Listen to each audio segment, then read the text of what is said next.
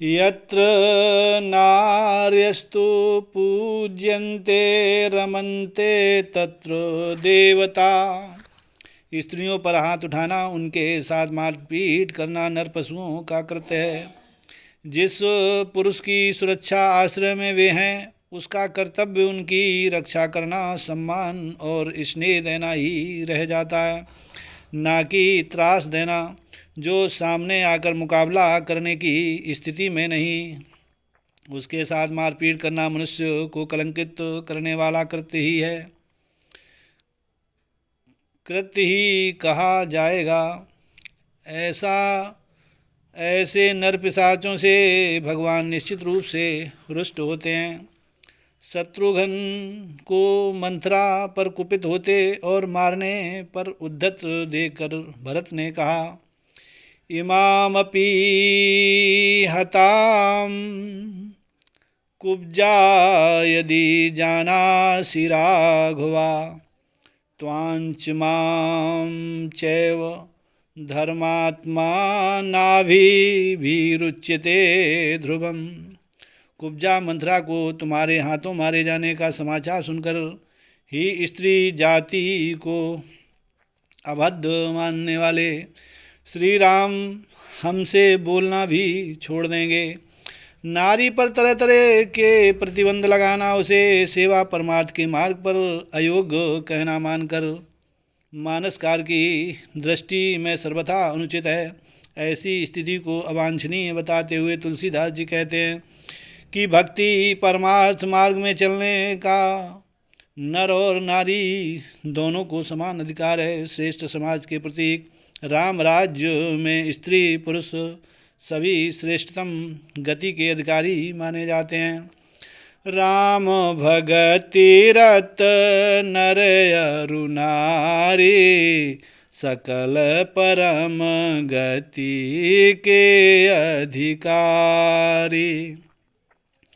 उत्तरकांड में भी भुसुंडी गरुड़ संवाद के प्रसंग में स्वयं भगवान नारी के लिए रास्ता खोलते हुए कहते हैं, पुरुष नपुंसक बारिवा जीव चराचर कोई सर्वभाव भजी कपट तजी मोही परम प्रिय सोई।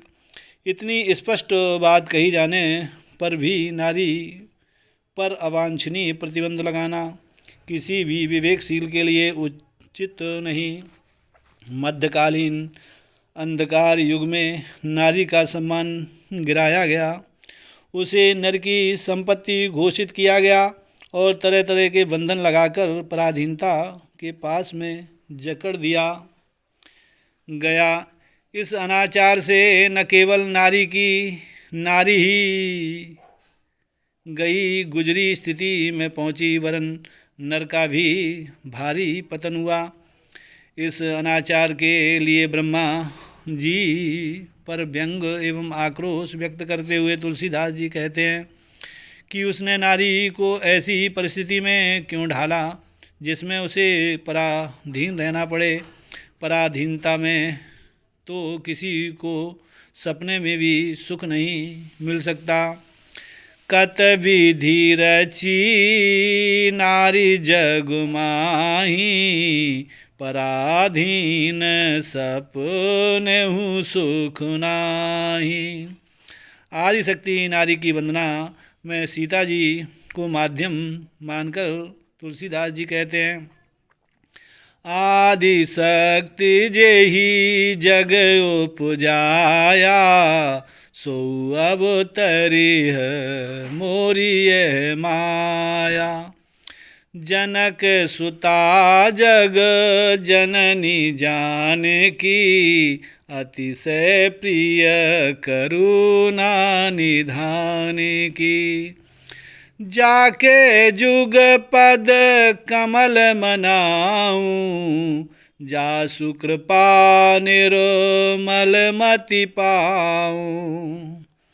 जानकी जगत जननी है, भगवान की अतिशय प्रिय हैं। उनके चरण कमलों की वंदना ने से अति महत्वपूर्ण लाभ निर्मल मति के रूप में मिलता है। नारी को सीता का प्रतीक माना गया है। अपनी विशेषताओं के कारण उसे भगवान का अति प्रिय माना जाए, उसके चरण कमलों को ही निहारा जाए तो निर्मल विचारधारा उपलब्ध होती है। मंगल भवन अमंगल हारी, द्रवहु सुदशरथ अजिर बिहारी।